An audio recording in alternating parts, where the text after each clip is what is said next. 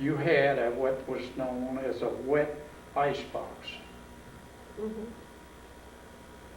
Uh, you would take, this box was about, okay, it was just like the old soft drink and beer cooling boxes. They would fill it with water like with milk over the tops of the bottle, so they'd be fully submerged with 100, maybe a box 8 foot long, about 3 foot wide, and say 3 foot top, with sliding lids. One would slide onto the other to give you access to your bottles or whatever you was getting out of your ice water. And believe you me, that ice water, after you was in it just a short while, was just as cold and nasty as in the summer. That is affecting your hands as it was in the winter. You still had to refrigerate in the winter as well as in the summer. All right. You married somebody from Hitchcock, am I right? Did you marry somebody from Hitchcock? Hey Alice, Sophie Kipling. And what year was that about? That's a, Mid-year 26, was that before August 17th, was that anniversary date.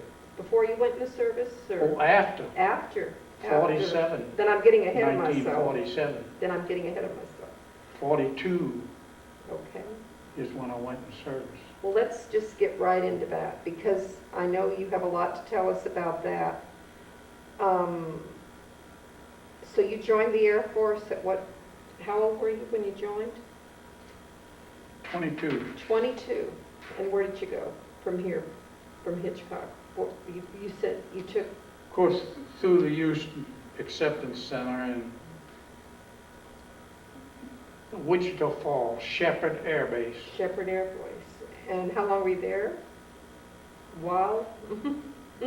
Nasty. It was a nasty 41 and 42 winter.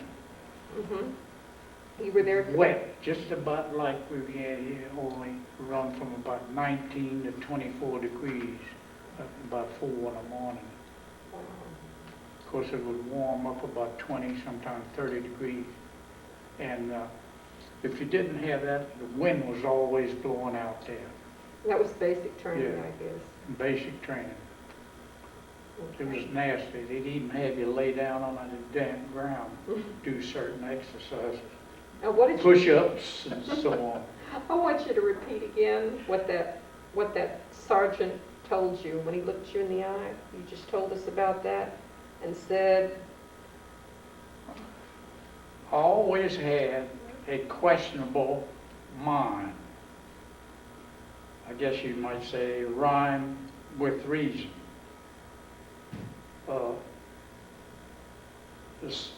The sergeant was always saying certain things that really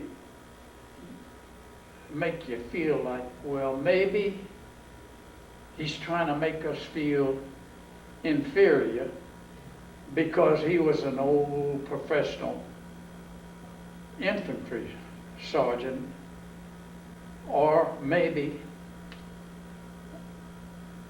maybe he might be just doing that to make us pay more attention. But he generally gave himself away because it looked like to us, the quicker he run through his exercise, get it over with, the first sergeant would come out and give us the orders of the day. Now that included routine KP. There might be a change in scheduling school and all that. And by the way, we had to be ready for school by 5 o'clock in the morning. We were expected to make our beds. I mean, tuck it in, just like we were, and they always referred to us as looking like, we eventually would look like cadets after through training and all that. Every once in a while, somebody'd be in a big hurry and just throw a blanket over the bed or all that, kind of make it look, camouflage it like to look pretty good. And that guy would get a demerit. If he did it a second time, he would go on KP for 3 days. And in addition to that, he would have to make up his school schedule when it interfered, extra duty interfered with school schedule. Wow. Wow. So when you left there, Shepherd, where did you go from there? We were about 3 days on a troop train. This troop train went from Shepherd Field, routed through the Royal Gorge.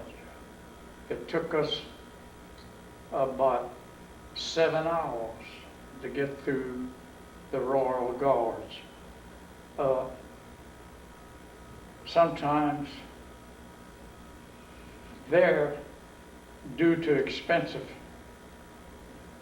track maintenance, because rocks surface is shifting all the time, they would basically have one main line through it. And with that, troop trains shared the rail with freight, war freight, and at times we'd be derailed maybe 30, 40 minutes or an hour waiting for a priority train. It could be industrial related, it could be a cargo of oil, like we produce over here at Amoco. These oil cars we see come through here, sometimes long trains. Now, an interesting factor is we only had some 17 cars. That is rail cars, Pullman cars. In made of the whole train. A standard steam engine could only make it so far. So usually when we get out of the flat hills, they would bring another engine in front and give it additional power to go in. And according to one of the old conductors, we always had conductors, just like passenger trains. He said it was more so because your tracks curved so bad.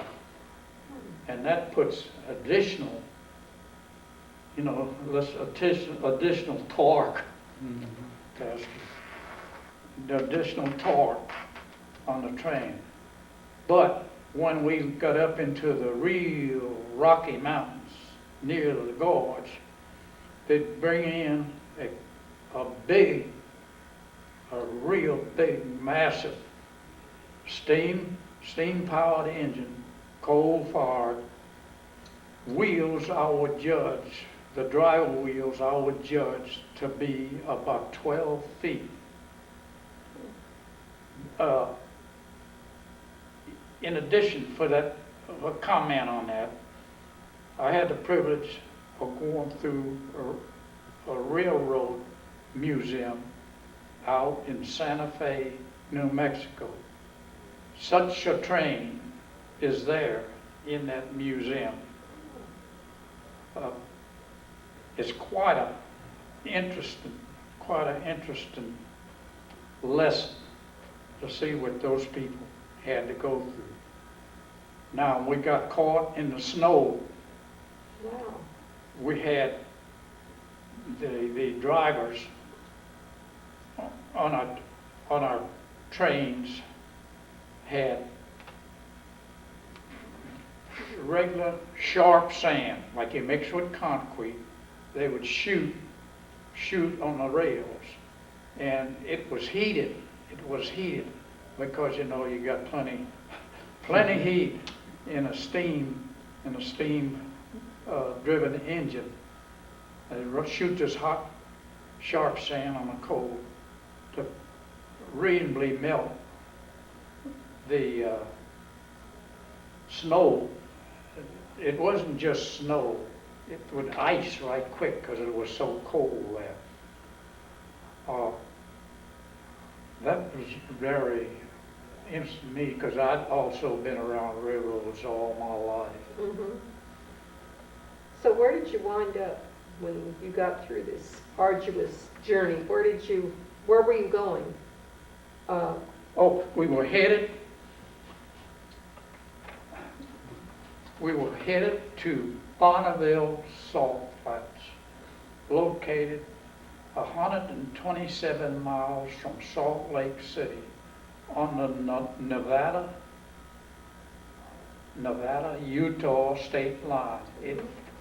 Wendover was just a little whistle stop, as the old train people would say, in between places. It was known as state line. It was post office, grocery store, little midwife office. They had no doctors. Really? Or anything. Oh. In that general area. Well, was there... But you would wonder, such a small place, why would she served? There was all kinds of little places around. Okay. This is an edge, so-called foothills, of flat plains. Was there an army? Utah Wasatch Mountains. Okay, so I guess I want to skip forward now to when you went overseas. When you went overseas, can you tell me about that? From there, we wasn't through training. When you were, after you were through, because of time, when you finished your training Yes. here in the United States, you went overseas, where were you assigned? We finished our training in Death Valley. Oh. I saw it myself on a thermometer, 127 degrees all the way from about 2:30 to 3:30. If you'd stay out in it as much as 15 minutes, we had to wear them. We didn't have straw hats, so that's against regulations. We just had that old Drew Beard rag hat. And that's all you were allowed to use. Did you have to be in full uniform or? We were in full fatigue. Fatigues, okay. One thing about that operation was nobody wore rank insignia on their arms, including General LeMay. The general... For security, General LeMay was our And he was, commander then when wow. after we fully activated and went to and down. We trained, they told us, to go to Australia. Now, I can qualify that, why we wound up ETO, Youth Theater Operations. At that time, there were in critical need of people with bombers. We, as we were told, they changed our menu from Australia to ETO, and I'm glad now that it's all said and done. It was quite an education. We were supposed to be the most advanced group. There was only one other, that Colonel Walker and group, that was in England. In fact, we replaced that group in England because that group went to the 12th Air Force, which was the Italian, North African campaign.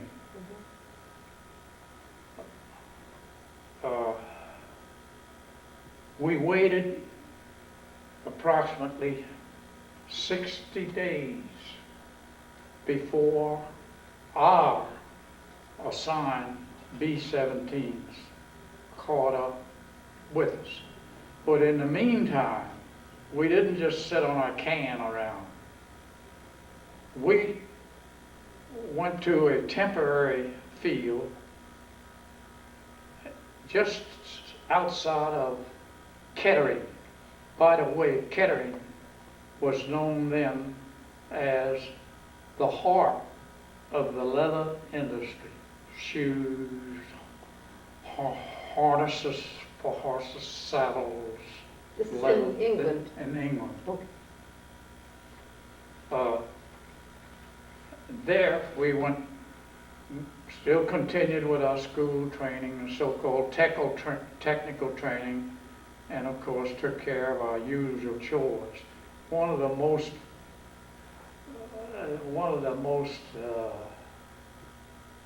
surprising temporary job I was assigned to was Air Force, was a British Air Force, they called a fire truck Air Force tender, fire tender. We would put out fires, minor fires out in the field, but fortunately most of them was due just to our carelessness, due to our inexperience. That is, now we're in a real world now. Mm-hmm. And every once in a while, a British plane would come in there on fire or such as that. It was a 24-hour assignment. You could go to the mess hall, the medical if you have to, with a replacement. You stayed there. Our headquarters was a field mouse infested tent. It had 6 cots, and just regular standard. I don't guess they're any different No. today. The standard Army tents, and of course the cots in there. They were straw. The British called them 3-section biscuits made out of straw, wheat straw or anything. No blankets or nothing. Of course, you took even sometimes your GI coat, that heavy coat, and kept it on, sleep in it. What was that? That coat, even though bulky as it was in the old days, wasn't near as bulky as you might imagine when it's so doggone cold. Now, was this where you were for the entire war, or did you? No. We stayed there about 3 months until the British got an old RAF. RAF stands for Royal Air Force in England. The British people and some of our advanced people got this base in shape so we could bring our heavy B-17s in. Our planes were heavier than what the British runways could carry. So they had to rebuild the runway, handle our planes. Was the B-17, is that the one? Was it a very advanced plane as? The B-17 at that time, we first went in, we had the old E's. The old E's. Oh, the F's followed and the G's followed. The B-17Gs was the more sophisticated type. Now on that 17,